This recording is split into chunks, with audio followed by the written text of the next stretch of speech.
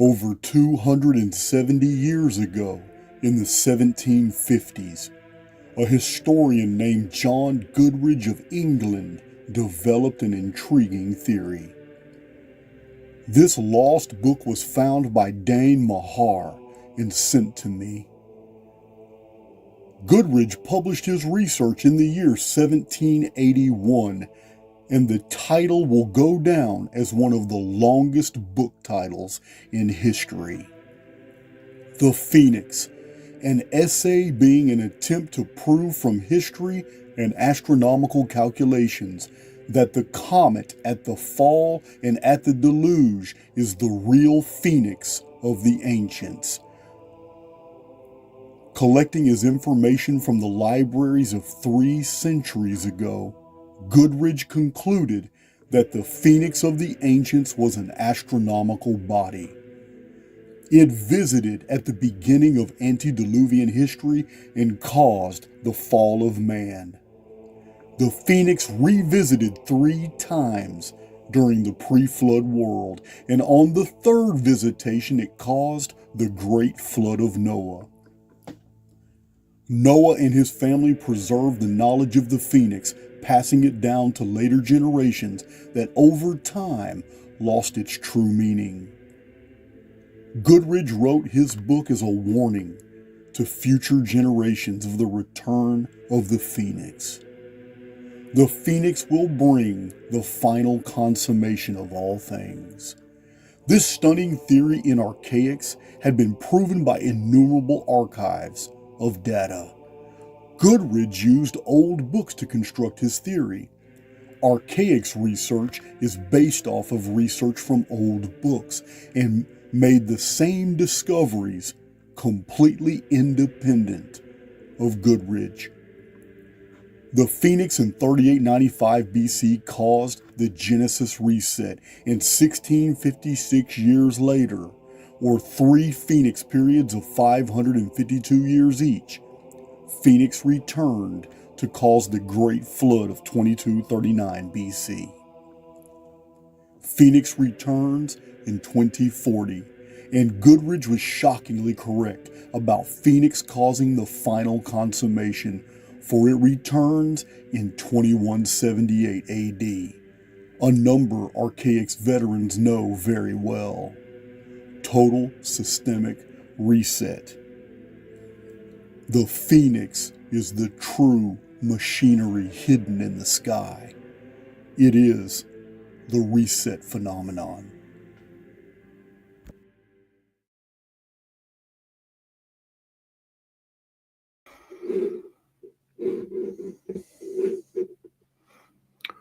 Hello, hello. Let's get that audio check done. I had to set up my studio just a little bit differently because I need you guys to see what I'm presenting. All right. All right. Excellent.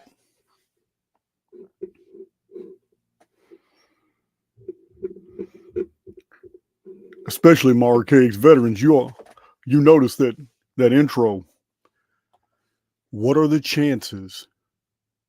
What are the chances that a 17-year-old kid goes to Texas prison, totally immerses himself into all these old books floating around the prison, which isn't happening now? Texas took away that privilege to have all these books and have access to all these old libraries. I used to go through the old Bonnie and Clyde library at the Eastham unit in Lovelady, Texas. None of this, everything I did in the 90s and early thousands in the acquisition of my basically my education, none of it's possible now. The Texas prison system has given inmates tablets. I don't even know what I did with mine. I lose that tablet on a daily basis. It's given. They now have devices. They have tablets, bro, and they have specialized, only certain things they can download. You guys know, you've seen my bibliography. When I got out of prison, I published it right here on YouTube. 1,300 nonfiction reference books, most of them old books that I had read and data mined in my education. What are the chances that I had independently using other people's material and old books to ascertain that the Adam and Eve Genesis 1 reset was 3895 BC, and it can be shown from multiple different vantage points, and that exactly 1656 years later, the duration of the pre-flood world, is the Typhon flood so famous in ancient texts, which was 552 years before the Ogygian deluge in 1687 BC, which can be shown in many different ancient chronological texts. So it's what are the chances? The intro you just saw, what are the chances that a guy in 1781 who admits in his own book that in the 1740s he came across information that led him to believe that the Adam and Eve story was a reset and that the phoenix appeared and destroyed the entire world, and it's been called the fall of man ever since? It's in his book. What are the chances that he wrote in his book that Phoenix visited 3 times in the pre-flood world, and on the 3rd visitation in the life of Noah, the entire world was destroyed by a flood? All my Phoenix veterans know it's very easy. 552 times 3 is 1656. He nailed it without even having the Phoenix chronology. He nailed it in 1781 when he published that book. What are the chances that the man actually, in his book, almost 300 years ago, said exactly what I did here 250 years later when I'm putting all this together? Totally independent research, didn't even know this guy existed. I didn't even cite any of the sources he existed. He had access to totally different information. Same conclusions. I tell you guys all the time. Intuition is the predecessor of knowledge. We first suspect something before we set out to prove it. So this is a really sensitive topic. I've gotten a lot of shit talking and blowback already, and I don't care. I don't care. I just don't. There's a lot of people going to get their feelings hurt if they've invested their faith heavily into this narrative. But we have to peel things back layer by layer, and we have to look at everything from multiple different vantage points. This is the problem. This is how we got to where we are, to where the netscape is absolutely saturated with garbage. This is how we got here. Because no one's looking at people look piecemeal. No one's looking at it from multiple different, taking a 360 vantage point all the way around and looking at a phenomena and studying it from multiple different, mathematical and vantage points. No one's doing that, but it has to be done in order to separate fact from fiction. So that's what we're going to do. And I'm going to tell you now, history is far more fascinating. It's far more fascinating when it's put into its proper perspective as to what happened. The narrative of Civilization X being reset and everything in the world is being a result of that. The problem is that we're not being given context by all these content creators. They just throw these out. Here's this city, here's this building, here's what happened, and it's never put into the whole picture. It's like a shotgun blast just to see what hit, if you'll hit anything. So my species of analysis, my ability for critical analysis is well known. And I'm not going to go light on this as well, because from multiple different vantage points, we can see that the exact opposite of what we are told in the alternative history movement about the 1800s is true. I'm not telling you there wasn't a reset in the past. I'm not telling you there aren't genuine mysteries to explore. I'm telling you that nothing in the 1800s happened anywhere, anything like what these channels are telling you happened. Nothing.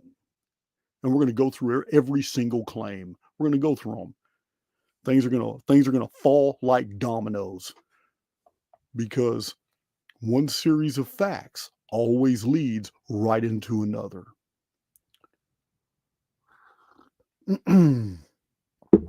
Yeah, you got your next video.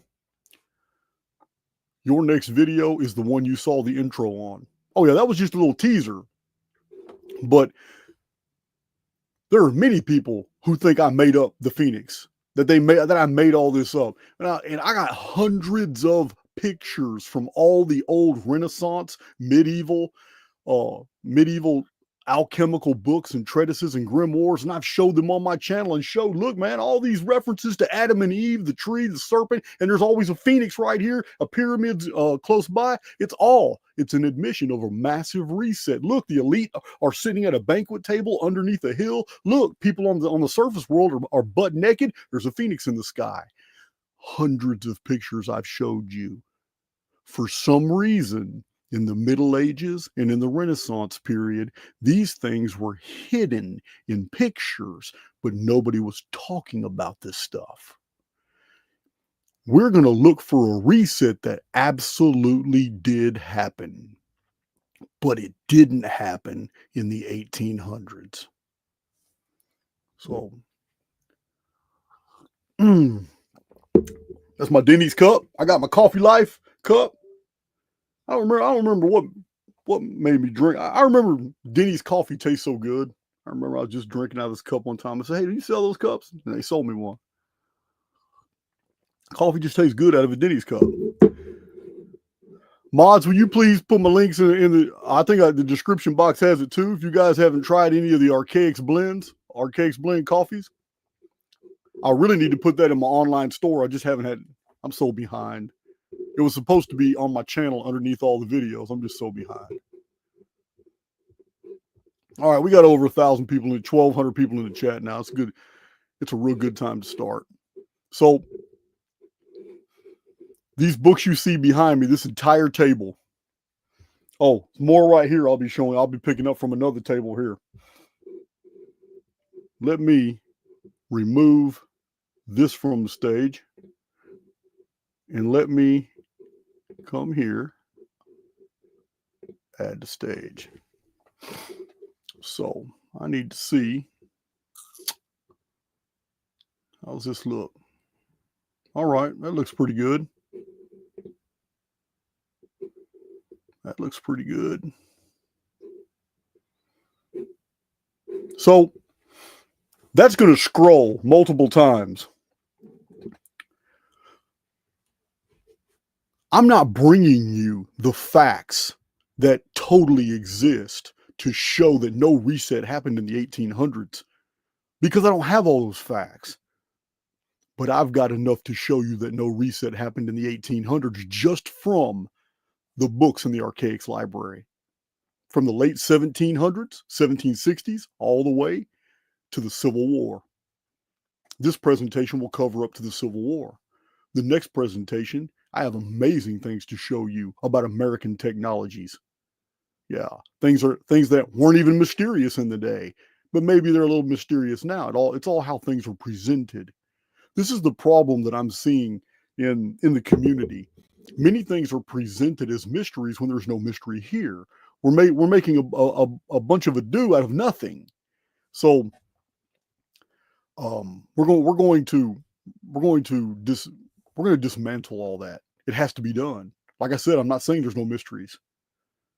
You can leave. I've often been accused of being iconoclast, and in a way I am, but I'm trying to get to the truth, because the truth is going to be far more astonishing than any of this BS that's being promoted across the field. It's always going to be more astonishing. But I'm going to take my community for a ride. In this series of videos, we're going to go historical period to historical period, all the way back to where the mystery really starts and where everything begins. And that one moment in time when everything before this event is just background programming, and it's easy to see. This is the subject matter of my channel. I'm a simulationist. But even the simulacrum obeys rules and predicates and protocols, and I've showed this. I've got numerous videos showing that there are things that are axiomatic and do not change. Then there are things that do change. There is malleable programming, but it's always in the personal, not the collective. So the very first thing I want to address, the very first thing we need to address about the 1800s, because a lot of people are bringing baggage into this presentation that shouldn't belong. We need to remove that baggage before we look at the juicy stuff. So what we have, the problem we have are too many things are being mixed together. This cross-pollination sounds really interesting when somebody presents it as a series of facts. But when you disassemble them and look at each particular, you realize you're being taken for a ride. So let me explain. I'm going to explain real quick. We're going to start with cathedrals. Oh yeah, that's a huge one in the alternative history Tartaria narrative. We're going to start with cathedrals. We're not going to stay long with cathedrals because cathedrals are not a part of the 1800s narrative. They're much, much older. So anyone who has done a little research on cathedrals will know some of the most famous ones are in Paris. Notre Dame Cathedral. So we're talking about the age of cathedrals beginning in the 11th century AD. That's way before the 1800s. The reason I'm removing cathedrals from the equation is because we do need to do a video on them, but it's not going to be this video because this video is highly specific to, was there a reset to civilization in the 1800s? Because many channels are claiming there was. So this is what we need to do. We need to understand first that those who are bringing that baggage in of cathedrals and star forts and mud floods and all that, you have to understand. I'm not saying there's no genuine mysteries there. I'm saying there's no genuine mysteries in the 1800s for those topics. None. The 11th century and 12th century began a massive cathedral building campaign. And I'm going to tell you now, this is very intriguing. The reason it is intriguing is because everything else seems to have started at that period as well, with almost zero development for 500 years since the Great Justinian darkness caused by the Phoenix in 522, for which you got your modern Anno Domini calendar in 526, created by an agent of the Vatican to specifically hide the 552-year Phoenix period. I have already done a video showing this material. So we do have a massive period of time in history that's very mysterious, and we're going to get to it. But this is about the 1800s. We have to go century by century and completely wipe the slate clean of all this misinformation to get to the true material. Cathedrals are not a mystery in the 1800s. They're older. They've been around for centuries before the 1800s. St. Peter's Basilica in the Vatican, Cologne, the Cathedral of Cologne, how do you say it? Chartres. It's another one in France. St. Paul's Cathedral in London, yeah, all before the 1800s. The Milan Cathedral. Hell, the Milan Cathedral didn't even get finished to the 1930s. It was started in the 15 or 1600s. A whole bunch of cathedrals took centuries. But in the building process, as centuries passed, they'd take on structural damage and have to go through repairs while they're still being built. So we're going to remove cathedrals from the equation because they're not a part of the mystery of the 1800s. They're a part of the mystery of a time period far anterior. Yeah, Seville, Amiens, St. Stephen's Cathedral, Florence, Italy. Yeah, cathedrals are removed from this presentation because they're not a part of the narrative for the 1800s. We can do the exact same thing for star forts. Star forts, very big in the Tartaria, very big in the alternative history movement, very good. We need to remove star forts from the equation because they have zero history in the 1800s. In the 1800s, every star fort that exists in the world already existed. And if we have any star fort standing today, it's because they survived through the entire 1800s. We're done with star forts. They have to be eliminated to get to the genuine material of the 1800s.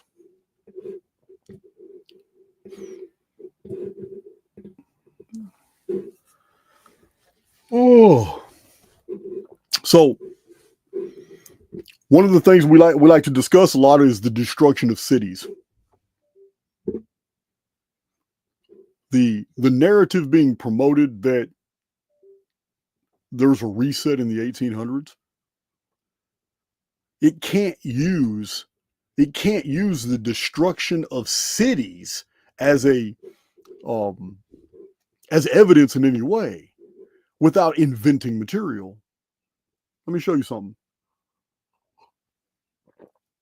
This video covers 1800 to the Civil War. 2 American cities took damage in the Civil War, but neither one of them were destroyed. They just took damage. There were several cities in the United States that took damage during the earthquakes, the New Madrid quakes of 1811 and 1812, but none of them were destroyed. There was a continuity of government. There was a continuity of occupation. The first true destruction of an American city was the Chicago Fire, 1871. Was there something anomalous about it? Maybe. But it's no different than what happened to Los Angeles. Chicago continued on. In fact, Chicago was rebuilt and structural engineers made even more magnificent buildings. But it's no different than what happened to Lahaina. It's no different than what happened to individual North Carolina. Those of you new to my channel, you don't understand what I'm talking about. I'm talking about the weapon in the sky. I'm talking about something that is an overseer protocol that does a lot of damage to the human species, but these aren't resets. Less than 0.01% of the population was even affected when Chicago burned. The United States was exploding with population. We're going to get to that in a minute because you've been given some wrong census population statistics. We're going to set that right today. And we're going to show you how it's possible because it's common sense. Just use your head. When I tell you what I'm about to tell you about the United States population and why it was so big, you're going to have an aha moment. Because what's being promoted today is taking frames of reference that exist today in culture and trying to transpose them on the 1800s, and it doesn't work. Because the family unit was very, very different in the 1800s. It's not like anything today at all. You'll understand what I'm saying in a minute. So, let me find. For those of you who don't know what I'm talking about, we weren't really going to talk about anything after the Civil War, but because it's the only city in the entire 1800s that was destroyed, the only city in all of the 1800s that ever met with total 100% destruction was Chicago. And it was the Great Chicago Fire in October of 1871. What makes it suspicious is the fact, I think it's called Peshigo or Peshligo. I can't remember. Some of you guys know better than me, but there were 2 other great fires that happened at the exact same time. Sounds just like LA. Exact same time. But those were out in the urban areas, in rural areas. And the entire Chicago fire killed about 300 people. That's not a reset. It's not a reset at all. So it's one city out of about 50 large cities of the time. It's not a reset at all. The Chicago fire destroyed 17,450 buildings that covered about 3.5 acres. At the time, it was $200 million in damage. So it left 100,000, nearly left 100,000 people homeless. It's not a reset. It only happened to one city. The rest of the nation was flourishing. How do you know that, Jason? Because I'm going to show you. I'm going to show you year by year the thousands of tons of copper, iron, zinc, all the ores that have mined each year, all how we built this massive infrastructure as laymen and tradesmen, journeymen, experts, engineers, and architects just drained out of Europe and came to North America and started building because of all the opportunity that was here. Whole entire trade, carpentry, mason, lumberjack guilds relocated to the United States. You're going to understand orphan trains in a whole new way. It has everything to do with the family unit in the 1800s. There's no mystery here. You've been hornswoggled. Now, also, you need to take into consideration there are no academics, no professors, nowhere in any university, and we're about to talk about universities, nowhere in anyone of professional standing promotes this narrative. No, this is a social media phenomenon. This is not something that's even entertained in academia at all, that there was any type of systemic reset in the 1800s. None. So, and you'll see why here in a minute. Librarians know. So, Chicago comes up on older maps, and we need to understand this is used as powerful evidence according to the new narrative network. But these old Spanish, Genoan, Portuguese, French names on these older maps, they're not evidence of an old world being here from ancient times. You can't produce a single 17th century map. No, excuse me, 18th century map. You can't produce a single. Yeah, 17th century. Yeah, I'm right, 1600s. You can't produce a single one that shows cities of the old world. All right. If all these cities were already here, how come they're not on any previous maps at all?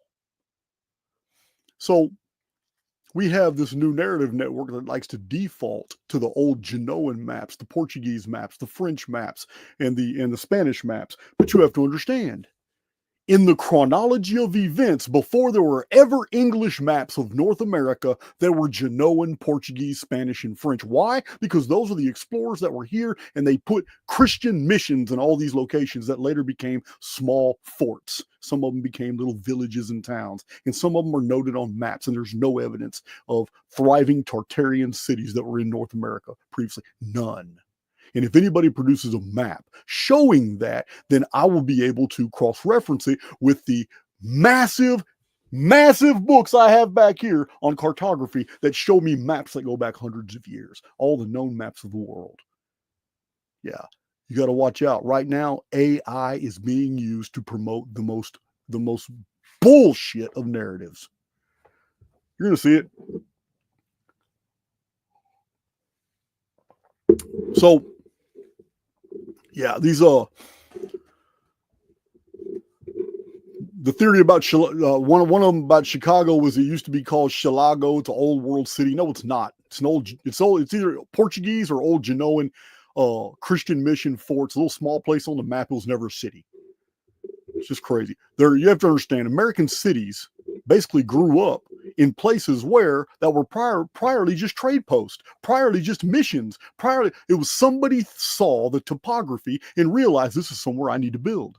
This is a real nice spot to build. What happens as more and more people are traveling from east to west, which is what happened for almost 200 years.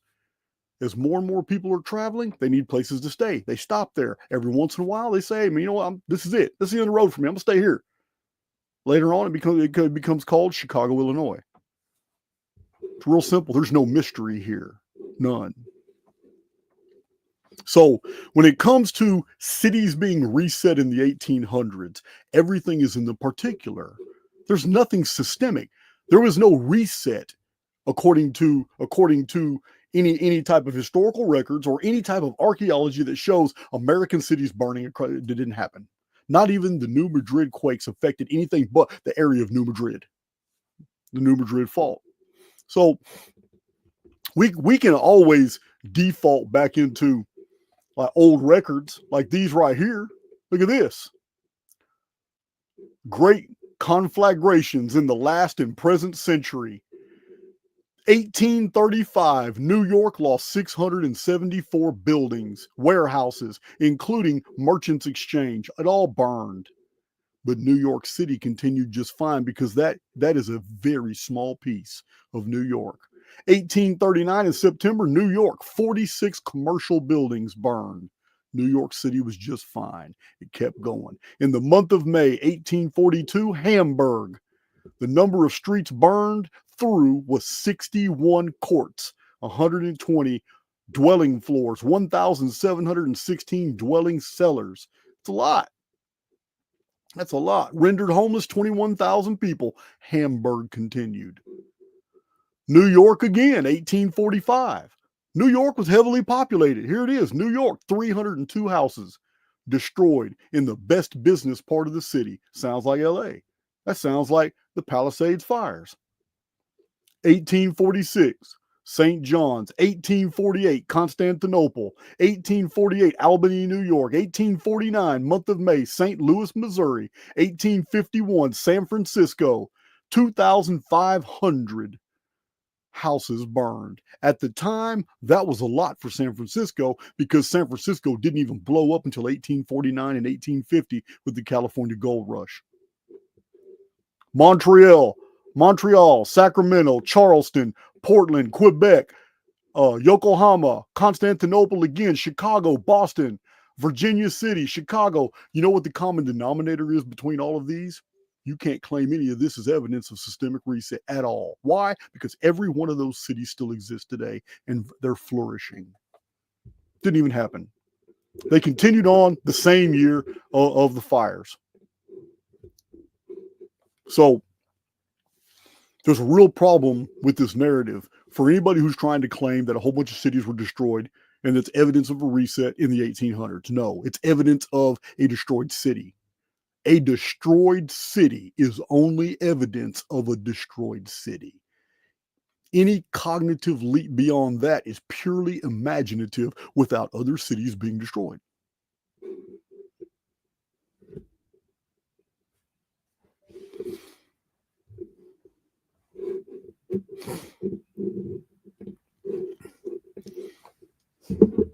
See, my moderator's checking somebody. You're going to get some triggered people because this is just the first in a series of videos. This is just the first. Let them get mad. So, concerning destroyed cities, I mean, we're going to have to address the population. So easy to verify. It is so easy to verify. In the 1790 census, the very first American census after the United States broke away from the crown, assuming we truly ever broke away. But 1790 was the first census. And in that census, New York City had a population of 33,130 something. That's the population of New York in 1730. That's a city. And for 1730 in America, that was really a city. But it's still pretty small. Philadelphia, Pennsylvania, in 1790 had a population of 28,522. Boston, Massachusetts had a population of 18,320 in the 1790 census. Baltimore, Maryland, population was 13,500 in the 1790 census. In the same census, Charleston, South Carolina had 16,359 people. These are the 5 largest cities in the United States in the year 1790. Started off real small. 20 years later, everything changed. 20 years later, in the 1810 census, all of these cities had massively increased. Also in the 1810 census, other cities that grew up were now New Orleans, Louisiana, which had a population of 17,240. 1810, the Northern Liberties and the Southwark, Pennsylvania suburbs. Yeah. Neighborhoods of Philadelphia had populations of over 10,000 people by 1810. 19,874 and 13,707. These started as suburbs of Philadelphia. Albany, New York had a population of 10,760 people in the 1810 census. The United States is growing. So the population, the population of the United States from 1800 to 1900, listen to me now. In the 100-year window from 1800 to 1900, the U.S. population started with 5.3 million people in 1800.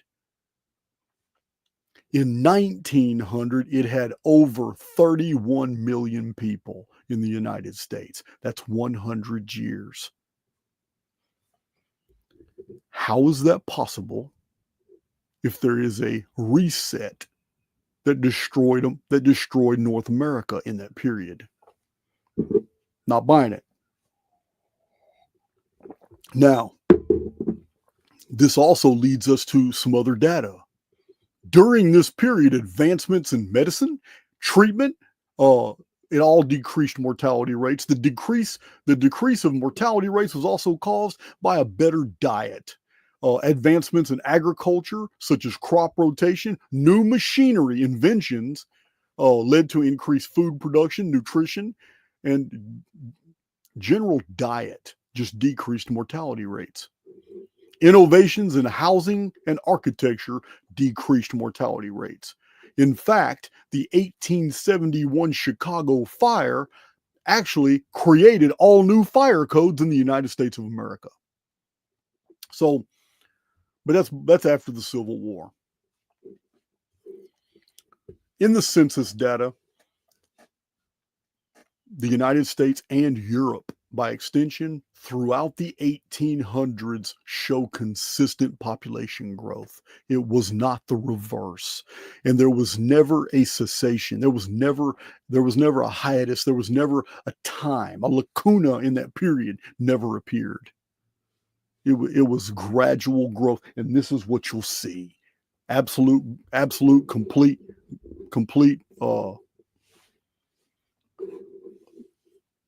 ongoing development. So the U.S. Census in 1860 recorded a population of approximately 31.4 million people. Oh, I said 1900 earlier, didn't I? Yeah. The U.S. population in 1860, the first year of the Civil War, recorded a population of approximately 31.4 million people. The next census after the Civil War was conducted was in 1870, just 5 years after the Civil War. 38.6 million people. So during the 5 years of the Civil War, population exploded.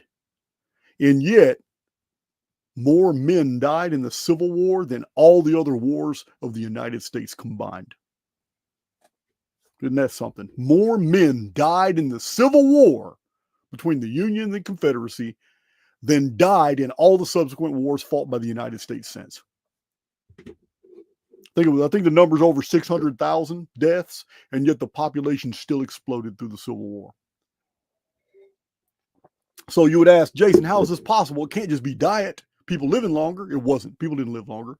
They lived better. I'm going to tell you the difference. Today, it's rare for a family to have 2 kids. It's just rare. The average family has 1. Many families have none. None. Fertility rates have plummeted.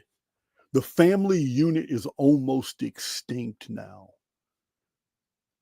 compared to the 1800s.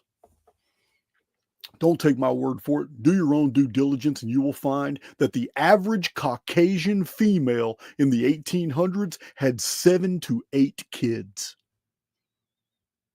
Those are statistics no one can deny. The average Caucasian female had 7 to 8 kids in the 1800s, but didn't have a budget but for 2 to 4 kids. This is the average American home in the 1800s.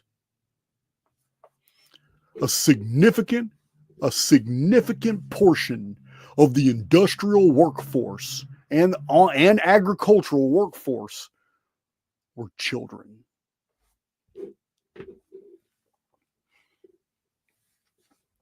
With the infant mortality rate at 20 to 30%, dying before the age of 5, it still means that the family unit had 6 to 7 kids, but only able to afford 2 to 4. We're not talking about each neighborhood having a few females that have 6 to 8 kids. We're talking about almost every single Caucasian woman in the United States of breeding age had 6 to 8 kids by the time she was done.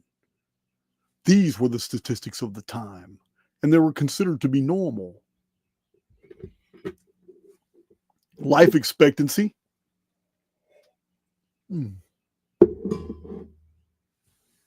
So life expectancy was about 40 to 45 years. Women were typically marrying at 18 to 22, but I'm thinking that's typically. There was a lot of marriages at 14, 15, and 16. It was just that time period. Most women would be pregnant 7 to 10 times in their lifetime. 7 to 10 times. So that statistic alone kind of reinforces that every woman had 6 to 8 kids,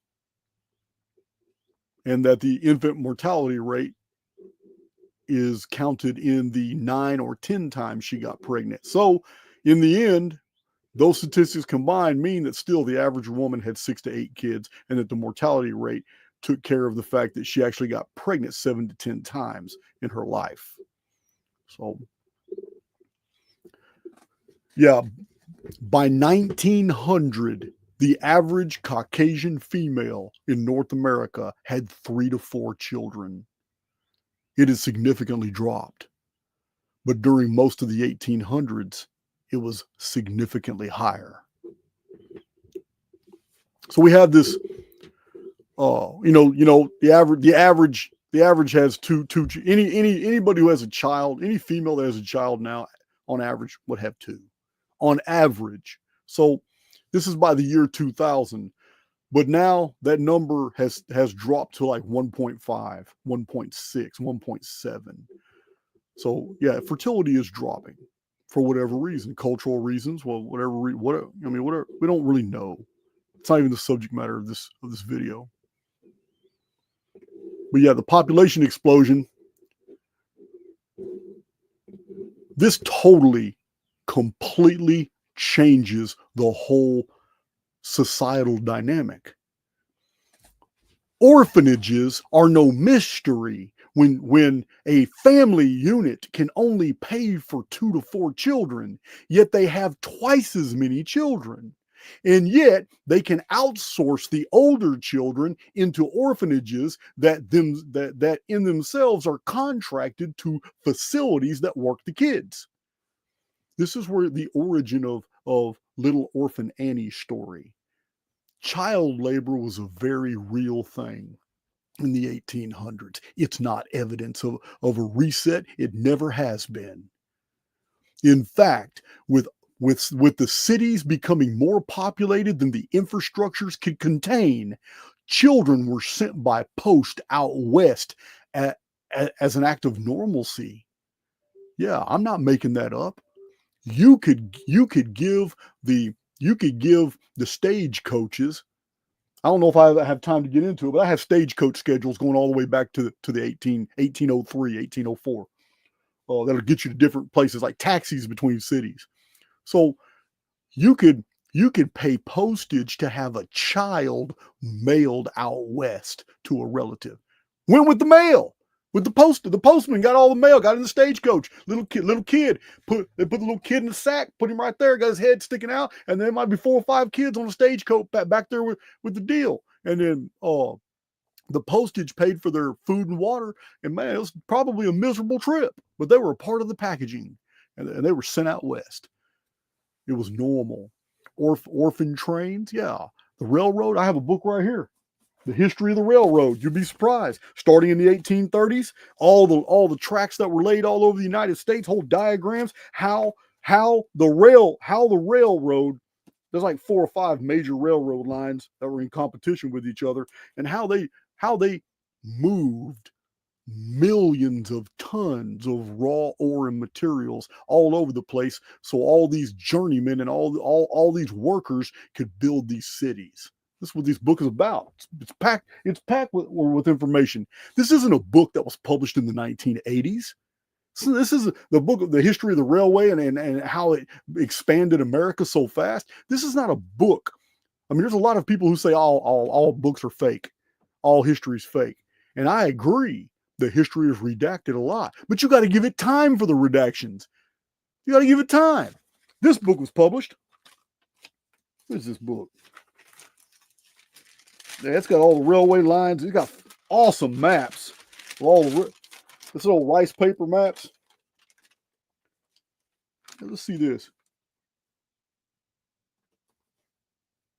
Man, why you gotta be one common denominator? Oh, 1858. One common denominator with these old books is everything's in micro print. It's like, how in the hell did you see this? Like Little House on the Prairie, you always see a guy with a spectacle. 1858. The book could not have been released and published to the public. This book is from 1858. It's already fallen apart. All these books are original editions. If you're going to lie about history, you can't do it in an original book because everybody still alive knows it's BS, couldn't put it out. You have to wait 50, 60, 70 years to put out a BS narrative, and then the public will bite because they don't know. Everybody that was alive during that time, they're not around anymore. They can't defend the integrity of the material. 1817, 1842, 1843. What am I holding? 1850. They're all in plastic because they're originals. 1851, 1851 again. 1853. I got so many of them. 1853 again. 1853 again. 1854, 55, 56, 57, 1858. Where's the date on this one? Wow. Let me see a date. Oh, 1858 again. Jason, what is that?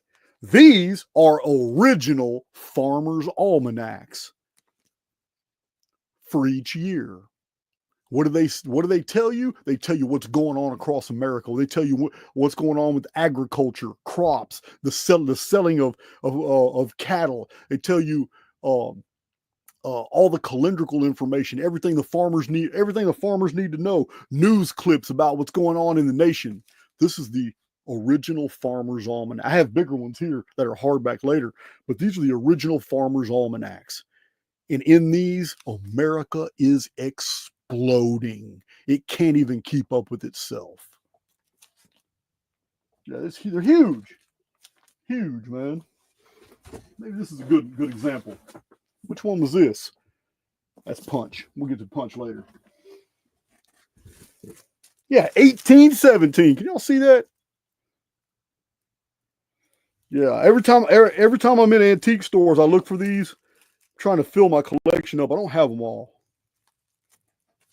But yeah, going through them, flipping through them, it's a year by year window of what's going on around. But it's not a real clear window, but it's still evidence that no reset here, no reset here. Civilization's continuing just fine here. All right, so I was looking at something a minute ago. Let's see, I've already. Yeah, so I need to show you more of these books because that's where it's at. That is where it is at.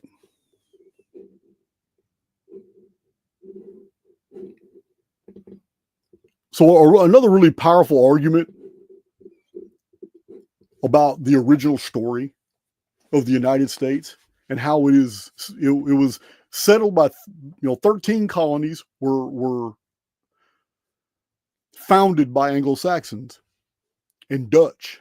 However, it became a nation of immigrants, European immigrants, and they just flooded over here. And a lot of people want to doubt this narrative, which was really strange to me because of the diverse. It's called the diverse ethnicity argument.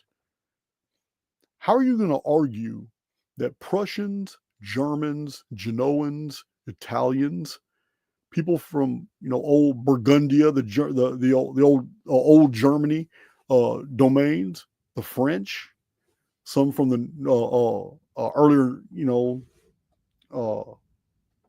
what is it? All the Slavic countries, the Balkan states. How are you going to argue that these people didn't migrate? Their grandpas and grandmas didn't migrate over here. How are you going to argue that? How are you going to argue that the Irish people from Wales, England didn't come over here? How are you going to argue that Russians didn't come, the Dutch didn't come? How are you going to argue that when we're all here? We're all here. There are still Amish communities. There are still small communities around that have maintained the integrity. Texas has a lot of German communities. A lot of the towns were German. Different countries in Europe came here in masse, and when they did, they settled different areas. And it's all in the names of the towns and the histories of the towns. So too many people have oral histories, and they have diaries, and they have obituaries, saved tombstones of their predecessors here in the United States. So the narrative is intact. We're looking for a genuine mystery in the past, but it's not here. It's not this late in history. It's further back. So it's there's just too much. There's just way too much evidence of European diversity in the early United States for the stories of the early United States not to be true, that everybody immigrated here by ship. So we don't just need the oral traditions. We don't need subsequent books, encyclopedias published in the 1850s, 60s, 70s, 80s, 1900s, modern books to tell us this. I have a couple books right here. Right here. Oh, I got two series. Remember, if something is true, you're going to see it from multiple different vantage points. Here's one vantage point. Then I'm going to show you two more books, which is a different vantage point. This book, Antiquarian Researches Comprising of a History of the Indian Wars, bordering the Connecticut River and parts adjacent, offering interesting events up to the year 1760. This was published in 1824. This book is 201 years old. The book that's in my hand right now is 201 years old, 1824. This book is about all the conflicts between the early colonies of the Dutch and Anglo-Saxons before it was the United States, when it was still under the crown. Here it is, this whole book, and it's in small print too. I don't know what it is about the small print. It's in small print too, but here it is. These are It's talking about the Iroquois. It's talking about the Sioux. It's talking about the Five Nations. It's talking about histories right here. On page 29, it's talking about the year 1629 and the conflicts. It's naming French and English aristocrats that were visiting by ship. Everything's in. Listen, guys. If something is true, it's going to be seen from multiple different vantage points. Here is a book on the history of the violence between Native Americans in the early English. This is published in 1824. So if we're going to claim that history is fake and it's wrong, then we're going to have to say that it was faked before 1824. It's going to have to be fake before then, because the narrative that we learn in school today is pretty much still the same thing that they were talking about in here, except in here it's a lot more detail. It's a lot more detail. Every book I'm showing you has been on the screen for you to see, for you to screenshot, and for you to download the PDFs. I don't have the PDFs. I have the real books, but I'm pretty sure the PDFs can be found. So that's this book on the Indian Wars. But you don't ever want to just go to one source. How about American Antiquities and Researches into the Origin and History of the Red Race? Alexander Bradford, published in New York, 1841. The title page is on the screen somewhere. I'm going to show you this. This is it right here. 1841. This is it. History of the Red Race. Again. The reason these books are very valuable is because they detail all kinds of explorations into Indian territory. None of these books have ever said they come across any ruins of any cities in North America. This weird North American Tartaria narrative, this alternative history narrative of old world cities being here, is nowhere to be found anywhere in these books. I have another book that I have showed on my channel before. It's not a part of these. I have it as a PDF. That's why I'm not sharing it today. It's a PDF. I don't have the original, but it's a pretty compelling book. And it's also 1824. And it's the Aboriginal history of Kentucky. I've shared it on my channel. I've shared it on X, but that's what it's called, the Aboriginal history of Kentucky. And it's got all kinds of early Genoan, Portuguese, French, Spanish explorations across North America. And there's nothing. No old world cities. None of that stuff has been found in North America. Have there been, every continent has archaeological anomalies. Yeah, of course there may have been a Syro-Phoenician or a Libyan Carthaginian shipwreck, or a Mauritanian galley that came to the Americas and got shipwrecked, and the crew of 31 or 32 built some shelter out of solid stone, and it's impressive, and it's still here today. That's what this is. The Sourcebook Project, hundreds of sites like that across North America, but they're all singular. They're not attached to any infrastructure, and they're all kind of primitive. So it's these are scientific books. I cite them all the time. The Sourcebook Project, William Corliss. If there's anything anomalous about North America, it's in those 14, 15 books. Nothing. Yeah. Barry Fell, David Hatcher Childress. Yeah, these men have documented all these archaeological anomalies across. Now, I've shared their books. I have all their books up here. Nothing like that across the face of North America. So there was two more books I told you. Maybe it's these two. I have no idea where they are now. What is this? No, that's Arctic Explorations. Wow. I wasn't going to share this one. 1858. This is a chronology of all the ships that went. Oh, it's even got awesome fold out maps of all the expeditions to Antarctica. I'm sorry, to the Arctic in the north. I'm sorry, to the Arctic in the north, up to the year 1858.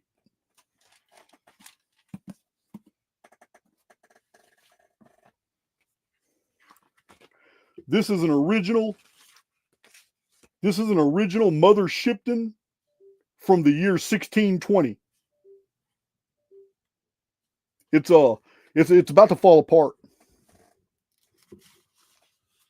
Oh, 1686. I'm sorry. Yeah, it's about to fall apart. It's like dust. Somebody put a bunch of news clippings of Mother Shipton in there. I'm gonna leave that one alone. It's not part of my subject matter. I got 2 books on the American colonial system I need to show you, and I don't know what I did with them because I have annual registers here, Harper's, and other magazines here, and I don't know why I wouldn't have those books available because they're relevant. Then again, I just might. What is this? Why would you be over there on the couch? Oh, this is it. Yeah. Okay. Okay. For any of you doubting, this is very old. For any of you doubting the story of the 13 colonies in America, then you're going to have to claim that the lies were told way back during the days when the people who were alive during that time would have known they were lies, because this was published in 1809. 1809, a compendious history of New England, and it goes through the New England archives. It names all the judges, it names all the mayors, it names all the situations, court decisions, letters of marque, passenger ships that are coming in from Europe. Everything is in this book, 1809, and it is a lot of information. It's also on the screen, guys. It's also there. This is 1809. It's a big book.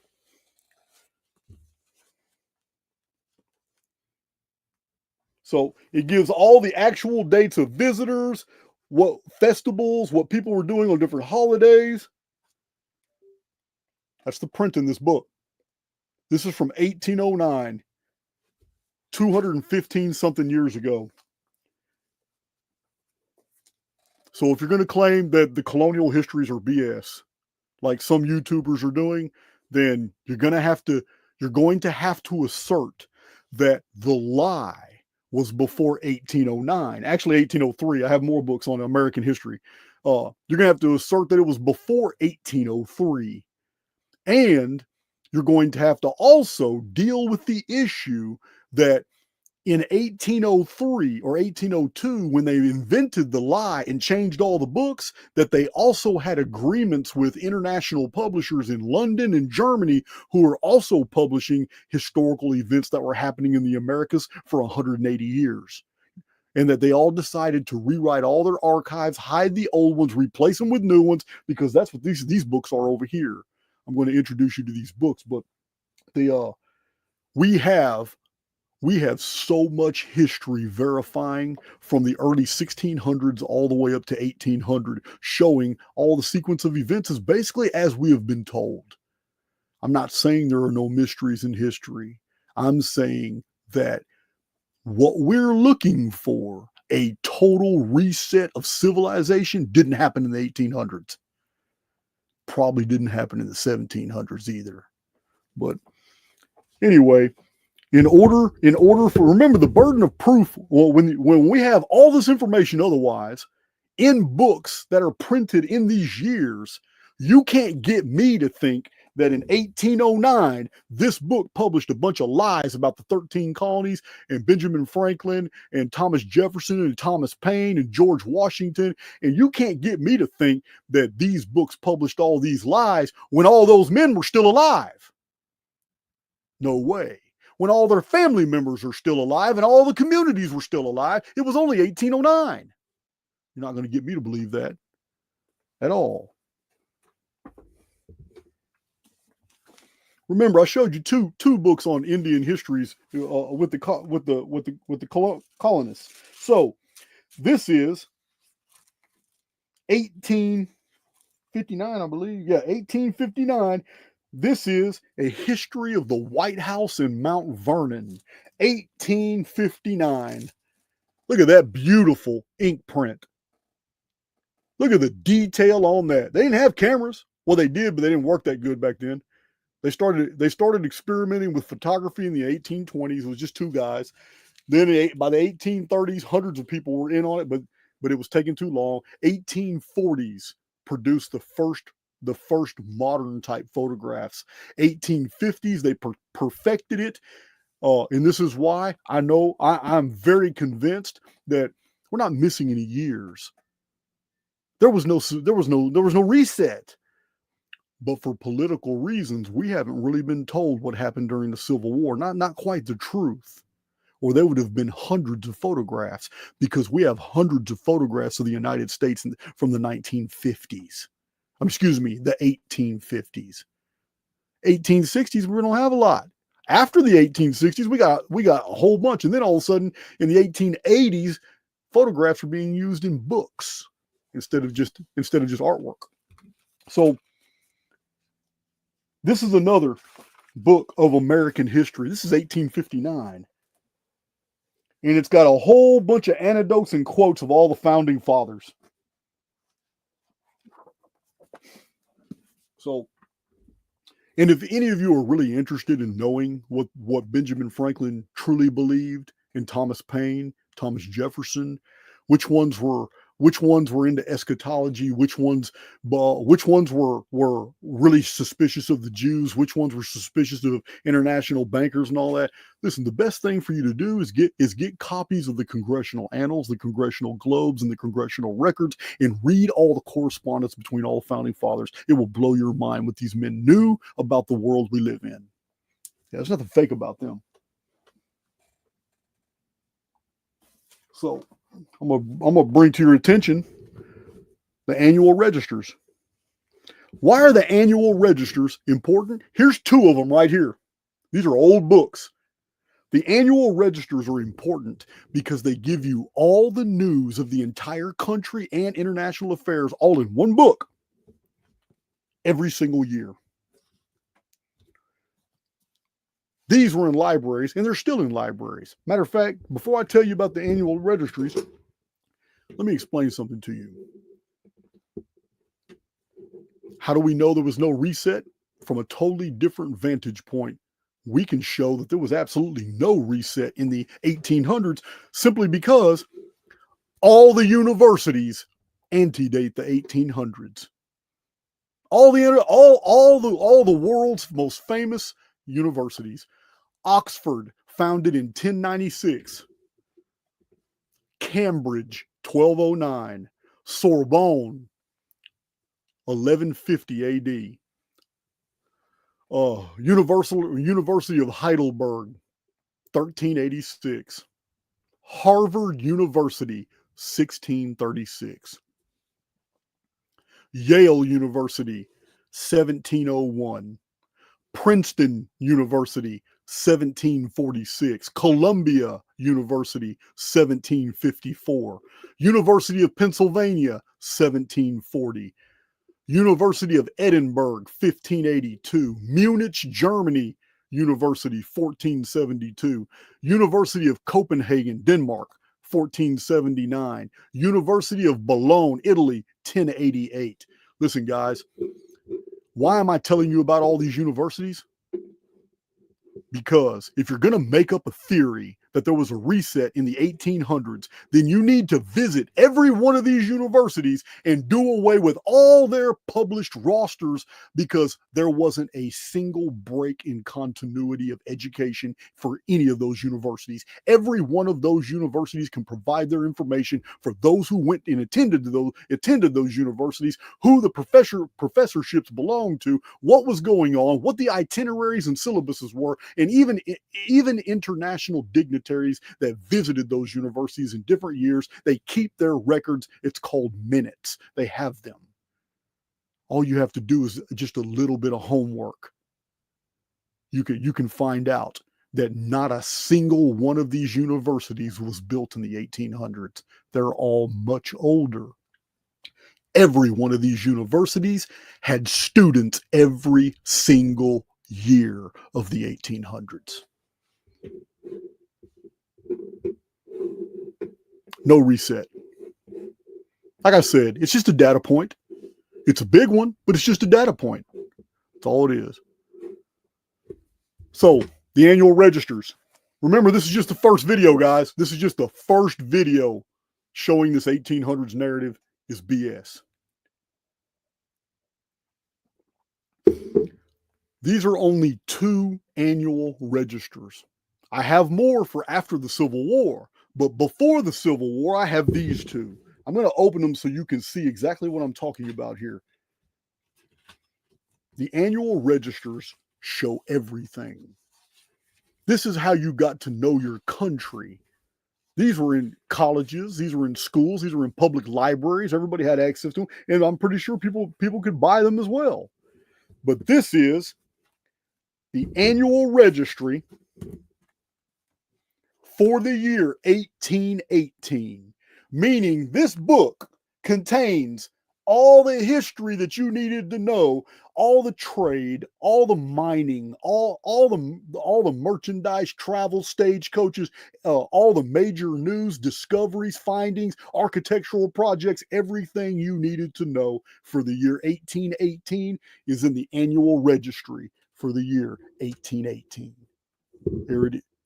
These books are huge. Now, you have to understand, here's members of the list of the House of Commons. All these are court decisions. These are everything that's important. Parliamentary accounts, everything in here. Annual register, how all the taxes changed, imports, exports. The reason this is noteworthy is because one of these books was published every single year, and a lot of the data is international. If you're going to promote the idea that history is fake, then where are you going to start? Because these annual registries require you to travel to all these other countries and make sure and scrub all their records that confirm that these things were indeed going on. It's not. You're not going to do it. Remember, the burden of proof lies on you that there was some type of massive reset or restart to civilization in the 1800s. Don't think we're not going to be as thorough with the 1700s as well. But for the 1800s pre-Civil War, in this video, I'm just showing you one of these. I only have 2 in my library for the pre-Civil War, but you can find one for every single year of the 1800s. Don't take my word for it. So I want to show, what else? I need to show these. Concerning those registries, that's pretty heavy reading. So I'm going to show you what most Americans did. This is Harper's Magazine. Harper's Magazine is an American icon. These are all Harper's magazines pre-Civil War. The reason these are important, and I'm going to tell you, book collectors, something you need to know. Those of you who are wanting to collect old books, most people don't even know what they're worth. They don't put a lot of value on these. Harper's Magazine is a newspaper in the 1800s, and at the end of every year, they published the newspaper into a hardback book that were collected by libraries all over the nation, and you could go read. But back then, it wasn't like a grocery store magazine of today.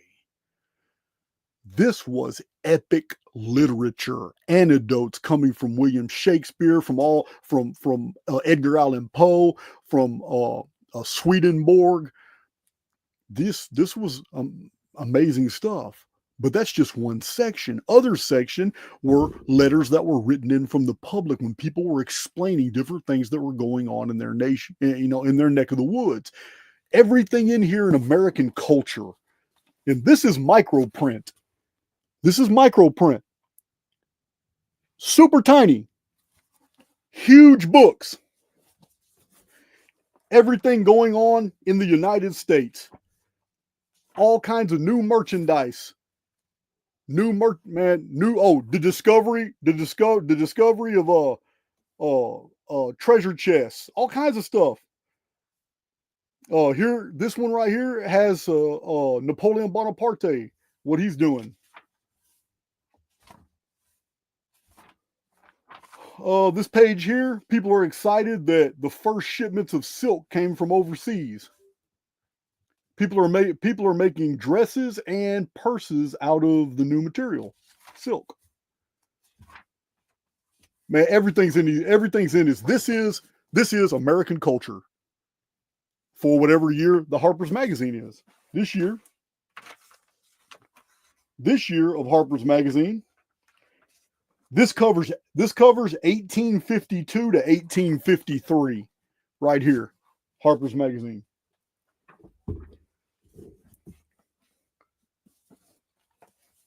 Yeah, I don't have all these either. I just have, my collection's pretty big for after the Civil War, but before the Civil War, I just got these 4. But I have other magazines. This is 1851 to 1852 right here, Harper's Magazine. It's going to tell you the general news about everything happening around the nation, and anecdotes, historical anecdotes, and political satire. All that's in here. Everything going on in the nation is in these books. These aren't books published these aren't books published in the last century, guys. These are books published the year after the events. 1853 to 1854.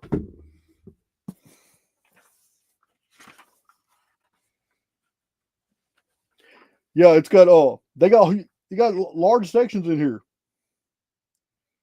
All kinds of stuff. Man, it's just too small, man. The print's too small. I might need thicker glasses. All right, I'm boring y'all because I can't find this date. 1852 to 1853. So I might, you know what? I got 2 copies of that book. So, real fast, I'm not going to go through these. I might pull some dates out. This is the exact same thing as Harper's. It's the exact same thing, but I'm going to give you the names. This one is Cornhill Magazine. 1862, Cornhill Magazine, right here. It too is in microprint. All kinds of stuff you need to know. Beautiful illustrations. Oh, what is this? Wow. Rotten Row in the Season. Man, it's a hell of an illustration. I don't know if y'all can see that. I've never even seen that. Open this up. This book's falling apart. I might have to photograph that. Or put Big John on it. Look at this. Book 1 of the Iliad, translated in the original hexameter meter. Wow. Yeah, guys, the amount of intelligence. We have lost intelligence. So, now remember, when you see, here's Farmer's Everyday Book called Popular Elements. 500 receipts, 1855. This too. This is a book of commerce. This is a book of trade and commerce. This book right here tells you what's going on in America in the sale of molasses, of honey, agricultural stuff, wheat, hay, barley, everything for your livestock. This is the book right here that tells the farmers what they can get at market for everything that they're doing. Milk, steak, pig, whatever. This right here was published every single year. So what I'm telling you is Harper's Magazine, Farmer's Almanac, the Farmer's Encyclopedia. I'm telling you that the Cornhill Magazine, and all these other magazines I'm about to show you, we have them. They survive today. Every single year of the 1800s is completely mapped out with all kinds of literature that we have access to today. I'm only showing you what I have in my small personal collection. But every bit of this is verifiable. You can go to public library. You can go to the New York Public Library and find every single year of the 1800s in all these magazines and read for yourself and realize that you've been hornswoggled. Not a damn thing happened in the 1800s that was unusual on a systemic level. I'm not talking about individual cities burning, although it didn't happen before the Civil War. There were fires, but just small portions of cities. Here's another magazine. This is the Home Circle. It cost 1 penny. I have 18, all of them from 1851 and 1852 right here. It's called the Home Circle.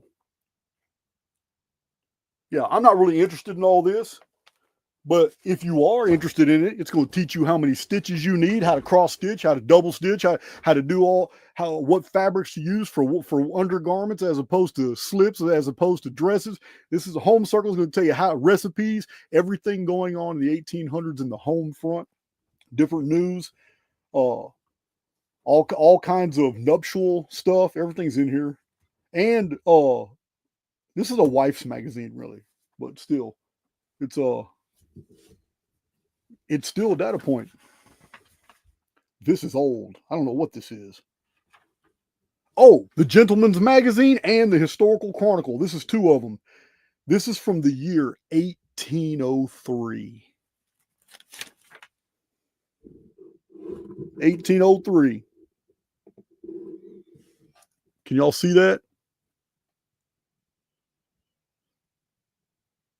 At the bottom, 1803. Anyway, it's on the screen. It'll go by on the screen. For the year 1803, this too is an absolute microprint. Big book in microprint. And it's a chronicle, and it's covering the 16 and 1700s up to 1803 on everything you need to know in the history of North America and England right here in this book. So if you're going to make up a narrative that history is a lie, or the American history is a lie, you need to do it before the year 1803. The lie must have been invented before 1803. I got all these books from 1803 that show the same story. Basically the same story we've come to know about the 13 colonies rebelling against the crown. It's all here. So,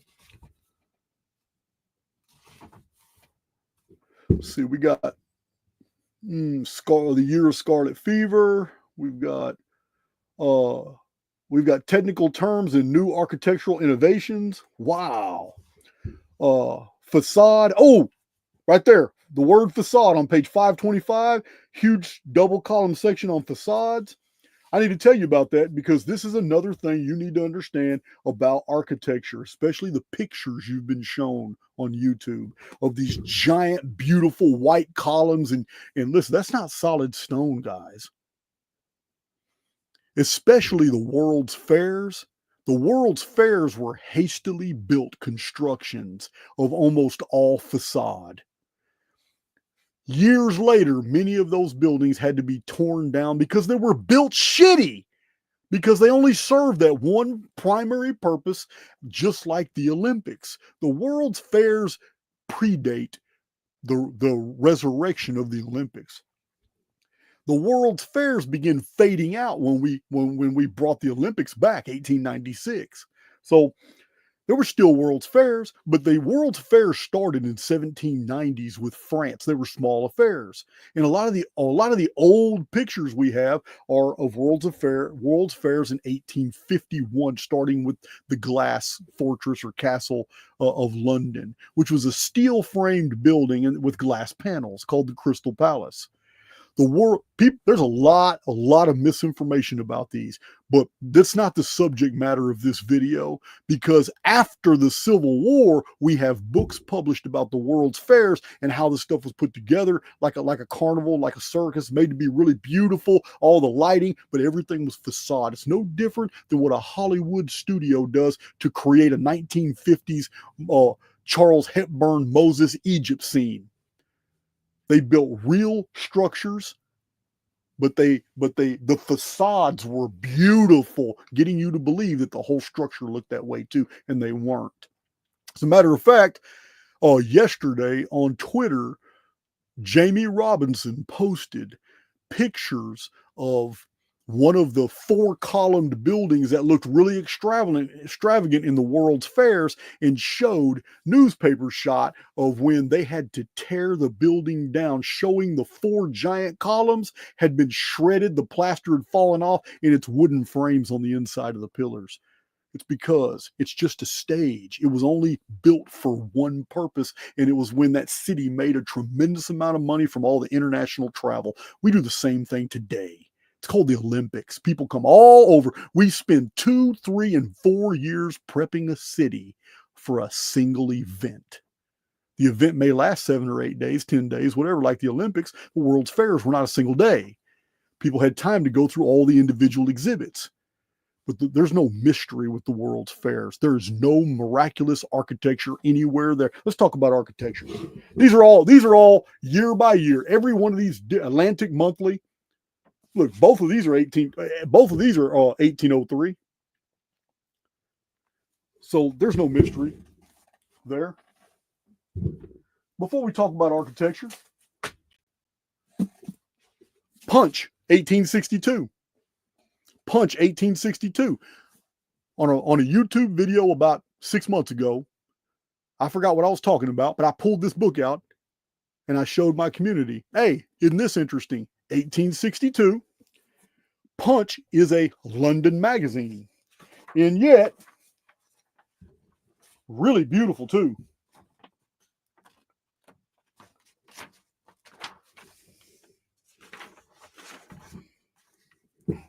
Punch is a London magazine, and it talks about affairs everywhere. And in 1862, cited in this book is, they didn't call it the Civil War. They didn't call it the Civil War. They literally said that Confederacy troops had been caught doing something, ambushing or something, Union troops or whatever. It gave just a small clip about what was going on in the Civil War, but it didn't call it the Civil War. It's like a skirmish. Call it a skirmish or something. Yeah, it's in this book. This is a magazine from London, published every single year. I just happen to have the 1862 one. So remember, if it's true that I have a few volumes in my small collection, then the rest of these volumes can all be found by you with a little bit of due diligence. Or you can visit any one of those universities out there I mentioned that all antedate the 1800s, that all had continual, absolute, unbroken attendance year by year through the 1800s. Every one of those universities were operational. Here's a big old book. Oh, here's another one. 1862, Illustrated London News. Again, all kinds of international affairs. This is a giant book. This was a newspaper. The artwork kills me, man, how awesome this artwork was back then. Just kills me. That's a big one there. Let me get that page out the way. Here it is, right there. Y'all see that? London. I gotta hold it back, it's so big. Yeah, it's crazy. Man, it's just crazy. Listen, I'm not saying there aren't no mysteries. I'm saying what you're looking for didn't happen in the 1800s. Again, so I've been through the railroad, the farmer's almanac. I don't even remember. Oh, these are Bibles. Oh, okay. This whole stack here, all these books right here are pre-Civil War, 1760 up to 1865. All these that you see back here. I'm gonna move this out the way so you can see on the camera. You can see all of them back there. They're all on the screen. I'm showing the title pages for every one of these books on the screen. These aren't books published 100 years ago, which would be 100 years after the fact. These are books that are published in the years or the year after the events they depict. So the reason I wanted to show this is because these are Bibles from the 17. I have one of these Bibles, the one on the bottom is from 1632 or 1630. No, I'm sorry. The oldest Bible I have is 2 years before the Great Fire of London, 1664 Bible right here. Then I have Bibles from the 1700s, and I have three of them from the 1800s before the Civil War. There's almost no change in the biblical material, almost none. I just wanted to make that clear for anybody out there who had an idea that the Bible had been changed. That's fine. The 1611 authorized King James version seems to be almost exact to what I have in the 1664 edition. Now, I'm not going to go into a lot of detail about it because I know it's all manipulated text in the beginning. It's not something I'm really interested in, but I know many of you are. So you have right here Bibles that go back to 1664, and they're relatively the same Bible you have today.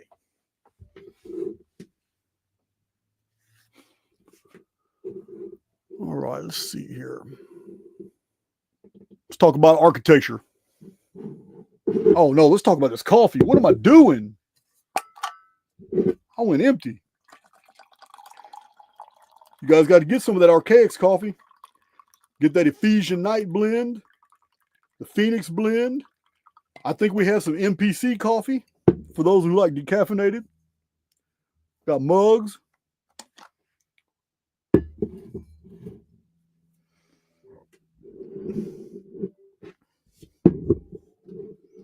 All right, now,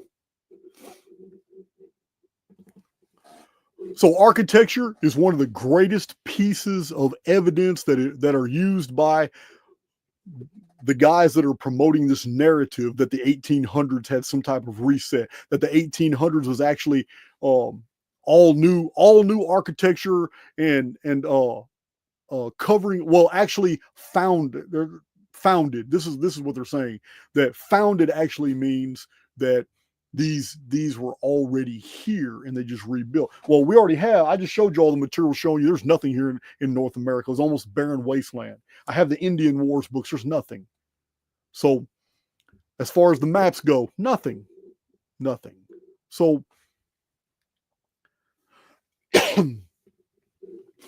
in the United States before the Civil War, it is an absolute fact that the most prestigious buildings here were the Capitol buildings, the churches, and the universities. Harvard, Yale, Princeton, I think, I can't remember. But the most prestigious buildings in North America prior to the Civil War and the Reconstruction period were Capitol buildings, churches, and universities. Those are the most prestigious, and these are the main pictures people show. Now, it kind of throws me off when I watch some of these videos on this new narrative about the 1800s. It kind of throws me off when they keep showing cathedrals. Why are you showing cathedrals in a video promoting the idea that something unusual happened in the 1800s? Why are you even showing, even suspecting something happened in the 1700s, but you're showing cathedrals that were made in the 11th, 12th, 13th, 14th, 15th century AD? So, yeah, it's this cross pollination. This is why people get confused. They get confused because they think all these things are at the same time periods. They're not. They're not at all. So we have this massive amount of architecture pre-Civil War, and it's mainly colonial revival style, because the earlier colonial buildings from the 1600s and 1700s have dilapidated. They need to be rebuilt. Well, a new colonial revival style, a Georgian revival style subtype, became real popular for a while. Also, the early public buildings were called the federal style. These guys aren't telling you that this was very popular at that time to build this way. The architects and engineers and masons that were coming from Europe, the building craft that were coming here to take advantage of the new fledgling nation and this population explosion, they were bringing all kinds of innovative architecture that the original colonial architecture had never seen. The colonists had never seen. One of those was Greek revival. How many times have you seen seen somebody using Greek-styled architecture and showing that and trying to tell you that ancient Greece must have been 200 years ago or 300 years ago or 400 years ago because this is relatively new, without any architectural education whatsoever to understand that Mason guilds in the late 1700s and early 1800s were doing Greek revivalist architecture. It was very popular. So Italianate was kind of popular in certain areas in the north. It didn't really take in the south. Romanesque revival architecture is everywhere in the United States. Everywhere. Matter of fact, man, let me go look at this. I got something to show you. I got something to show you. There we go. Let's look at this. Here's the federal style. Here's the federal style right there. Dates from about 1780 to 1830. Federal style. Look. Very squarish. That's the Dolly Madison House, Washington, D.C. Here's the Greek revival. This is all pre-Civil War. The Greek revival style from 1820 to 1860. We have buildings like that everywhere. Greek revival style. It does not mean there is Tartarian architecture in the United States. It does not mean that. It's a style of architecture that was brought here by Europeans as the United States was growing. This is pre-Civil War. Italianate style from about 1840 to 1880. We're looking at a good, 20 years before and 20 years after the Civil War is the Italianate style. Didn't last long. This is one of the most popular. This is the Romanesque revival style from 1840 to 1900. Here it is. That's the Yates Federal Building. You've seen a lot of pictures like this. Renaissance Revival, 1840 to 1925. Renaissance Revival style. These are just architectural styles. Here's Second Empire style. I don't know much about this one. Napoleon III, popularized in Paris. 1860 to 1890. For those of you who don't know, the Eiffel Tower, the origin of the Eiffel Tower in France, the French hated it. They thought it was ugly. They didn't like it at all, but it was specifically built for bragging rights because it was a part of the debut of a World's Fair in Paris. And other buildings and structures were made too. They made a real huge extravagant affair. You know what? The Eiffel Tower still stands today because it's become a French nationalist monument of pride. But the French of the day hated it as an eyesore. But the Eiffel Tower was built for the World's Fairs. It's just a steel frame, not a true building. So Beaux Arts classicism, this is like 1890 all the way up into the 20th century. And look how beautiful it is though. But people will look at that and swear up and down that's Tartarian. Swear up and down that's Tartarian.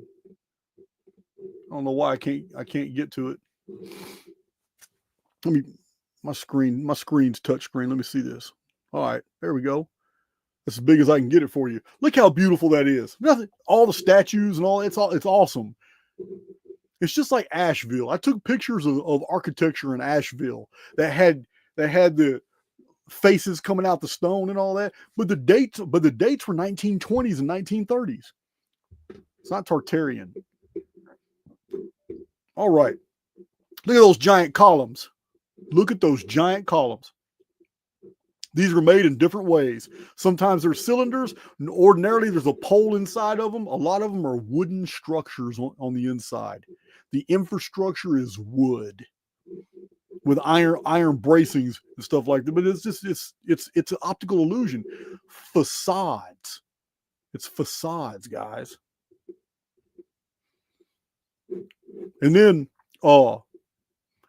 what's interesting to me is a lot of times these guys will show these pictures and they'll show what is absolute proof that a structure is not what we thought it was, because it'll show iron bars coming up through the columns. It'll show the foundation has been cracked in an earthquake, or as the city's tearing down a structure, they'll see, oh wow, look man, this look at this rebar coming up. Oh man, this is, and they'll make a mystery out of it, that oh man, this was somebody tried to rebuild something and cover all this up. But no, it's just a style of architecture. And a lot of times the builders didn't give a damn what was on the inside of a structure. It's the outside. The facade is what shows off the structure. You care about the inside. So yeah, and older structures were often repurposed, but there was old structures here. By 1800 AD, we already had 190 years of architectural projects here in North America. 190 years is a very long period of time. So you're going to find previously existing infrastructures. We build on top of them all the time. But to isolate a few photos and show newer structures built on top of older ones that were buried underground is not evidence of a reset. It's evidence of a formerly buried structure that has been built on top of. That's it. These narratives they're just getting out of control. Absolutely out of control. The suspension of disbelief required to accept visual evidence despite all the written proof that there was no break in the 1800s. It boggles the mind.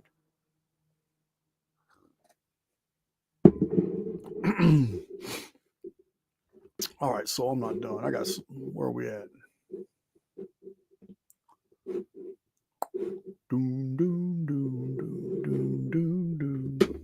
Oh, there we go. Oh, I'm on the wrong side of town.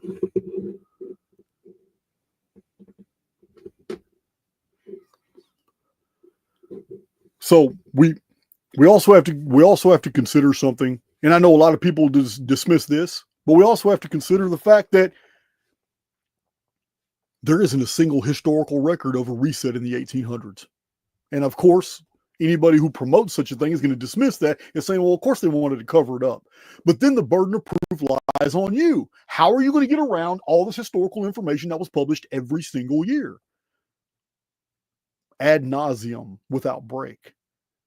To promote that there was a reset in the 1800s requires you to now put together an even more immense conspiracy that all the governments in the world were not only in on rewriting the history of the world within minutes after publishing books, because there's so many of them being published at the same time, that they were able to choreograph and network this deception without anybody becoming any wiser. The burden of proof lies on those who claim there's a reset in the 1800s. I don't see how they could ever make their case. I just don't.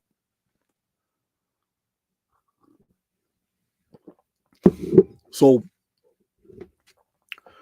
it's not just the written records, but what about, there are so many public libraries where we still have access to the original newspapers, letters of correspondence between government heads. We have governmental records. Hell, we got the Congressional Annals, the records, and the Globes. It boggles the mind what you have to accept. You know, what you have to dismiss. All this hardcore evidence you have to dismiss to believe that.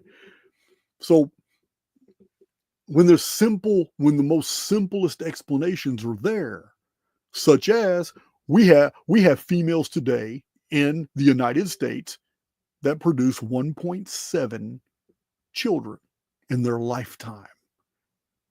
And yet we don't have a lot of orphanages, but we do have adoption agencies, and there's a bunch of kids up for adoption in every single city of the United States. There are kids that are adopted.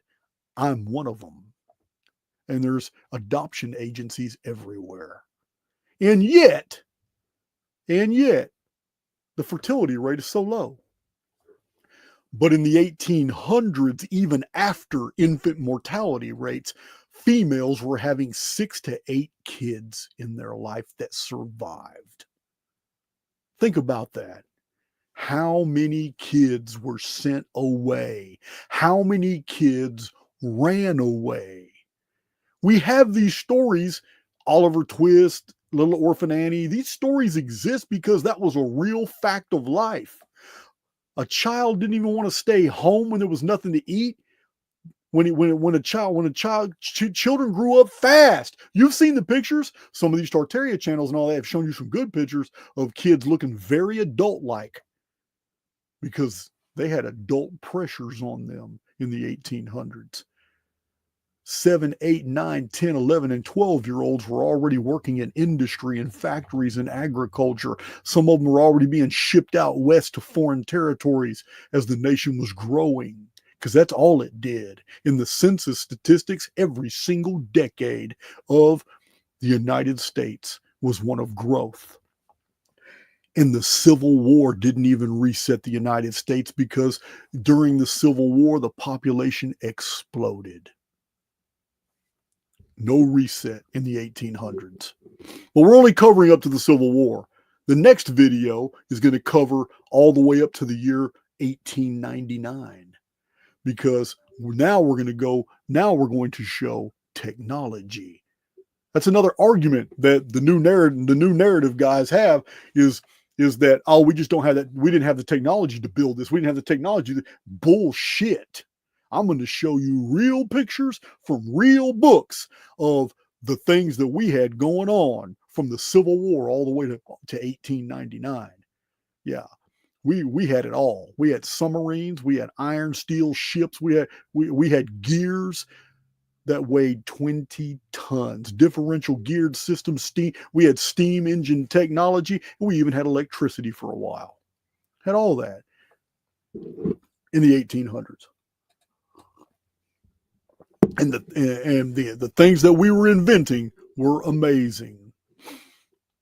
So in the beginning of this video, we dismissed cathedrals and star forts because they don't belong in the 1800s. Are they a genuine mystery? Yes, we're going to get to them, but they don't belong in the historical period of the 1800s, just like the founding of all the universities do not belong in the 1800s, because the 1800s came after all that. Orphan trains, all that stuff, no mystery. It's simply solved by accurately understanding not only the census reports, but also the American family. Each Caucasian female producing 6 to 8 kids and only 2 to 4 kids staying home. Yeah, it's simple as that. That changes everything. That's why you had orphan trains. That's why it's not because a civilization was reset, all the parents disappeared or were executed, and all the children were brought in. Has nothing to do with any scenario like that at all. So baby incubators can't be talked about in this video because they don't belong. It would be anachronistic. We're going to talk about the baby incubators, but they're not what you what you've been told they were. The baby incubators come after the Civil War, way after the Civil War. We're going to get to that in the next video as well, because they're a part of the new narrative being put out about the 1800s reset. So we have to address that as well. But what you're going to find out is going to be really anticlimactic, just like the orphan trains, anticlimactic, because it's just a fact. It's just a fact. There was just too many children being born. And it's one of the reasons why the United States exploded. But it's also the origin of the child indentured servitude. It's the origin of so many stories that we have of child factories, all right here in the United States. So also, there is no archaeology that supports an 1800s reset. There's no archaeology. All the pictures of destroyed cities and all that are of 1871 Chicago, and that's not a reset. It's a Lahaina incident. It's a Los Angeles incident. Los Angeles didn't even get totally destroyed, just parts of it, and yet we all know about it. But it wasn't a reset. Life continues. The rest of us are unaffected. Same thing.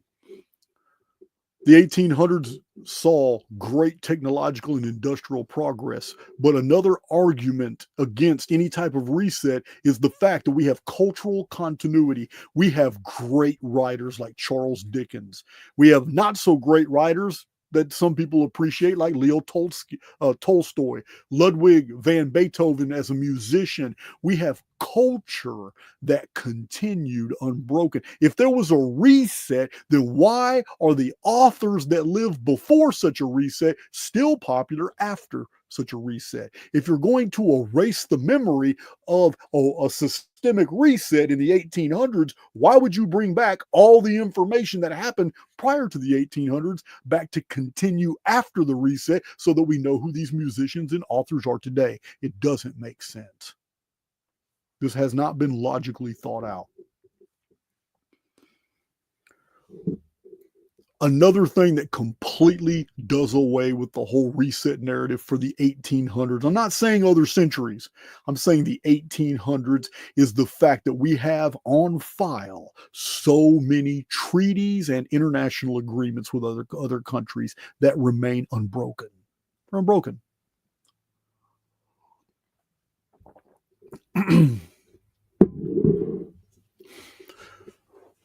Tartaria.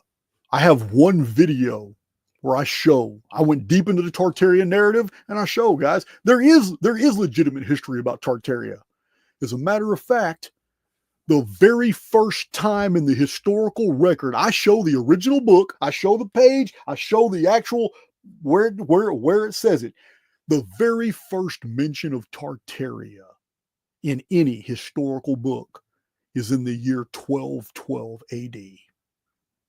Yeah, a phoenix year on the 138-year timeline. And then we find out that Tartaria for 90-something years spread fast as hell, but the quicker the brighter the torch, the quicker the burning. And a new empire emerged, the empire of the Turks. But the spirit of Tartaria lived on because the very first Ottoman emperor was Uthman the Tartarian. I showed this all in my video. Tartaria began, rose, conquered all this from Persia, North Asia, half of Europe, all that, and then the artisans, the elite of the Tartarians, the architects, all the structural engineers, all these awesome personalities that surrounded Uthman the Tartarian went to found the Ottoman Empire, which exactly in the 138th year of the Ottoman Empire realized its dream of taking the Greek city of Constantinople. And that's why Constantinople is called Istanbul today. I have a video explaining all this. The whole Tartarian deal was way before the 1800s, way before. So, cross-pollination of concepts is another issue I'm taking with this new narrative. Mixing things that cannot be mixed, it's entirely anachronistic. So, I agree there are mysteries. I agree history can be faked, but it takes time to fake it. You can't produce fake books in 1803 when everybody who is alive during the real events is still alive and kicking with their families. You have to wait 40, 50, 60, 70, 80 years to put out a whole new narrative that's going to be believed by everybody. But we don't have any evidence of that. That didn't happen. The only historical redactionism that I've been able to come across are the books published after World War II that concern anything that the Bolsheviks or the Jews had basically been implicated in. That history was whitewashed to get you to believe a bullshit narrative. But we're not going to get into that. That's a whole nother deal. This is the first video. I conclude my presentation. This is video number 1, talking about the 1800s. And we covered from 1800 to 1865, the end of the Civil War. Nothing in my library of books that you see passing across the screen right now, nothing in this library of books shows anything about a reset happening in the 1800s. And the continuity of historical information in my library goes back to the 1600s, meaning the books you see on the screen right now are packed with anecdotes, records, all kinds of historical data about what was going on leading up to the very years these books were published in the 1600s and 1700s. There isn't a hint of any type of reset in the United States or in Europe. None. So that's the first video. I hope the chat went smooth. I know my moderators were probably kind of busy. The second video, we're going to go deeper because we have a lot more ground to cover after the Civil War with the Industrial Revolution and everything that entails. The baby incubators, technology that supposedly shouldn't exist or didn't exist, and even new innovations in architecture that these guys are claiming could not be possible in North America. And yet they are. Because my collection of books after the Civil War is far more impressive and more detailed. I have archaeological books, scientific books. I have books about excavations in America. I have architectural schematic books where you can look and see how they were designing buildings in the 1800s. These are just pre-Civil War. All these on the floor and all this is just pre-Civil War. The next video we'll be covering from 1866, my book collection from 1866 to 1899 to get to the bottom of the 1800s before we clear the 1800s and then move on to the 1700s. Because this series here isn't going to stop until we find the very reset these guys are talking about, because it didn't happen in the 1800s.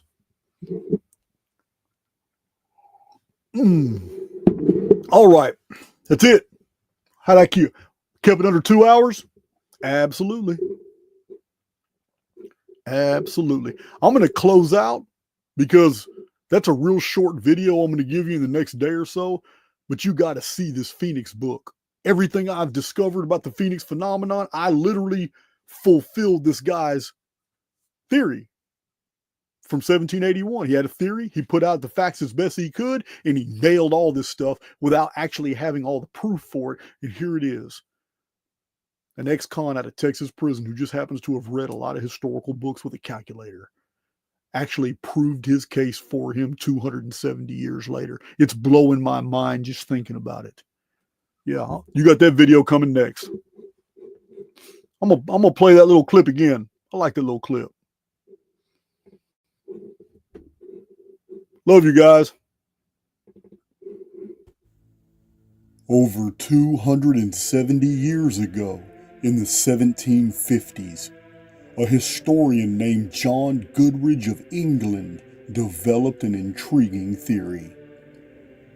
This lost book was found by Dane Mahar and sent to me.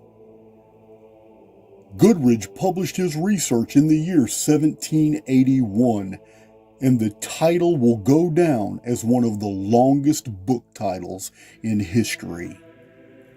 The Phoenix, an essay being an attempt to prove from history and astronomical calculations that the comet at the fall and at the deluge is the real Phoenix of the ancients.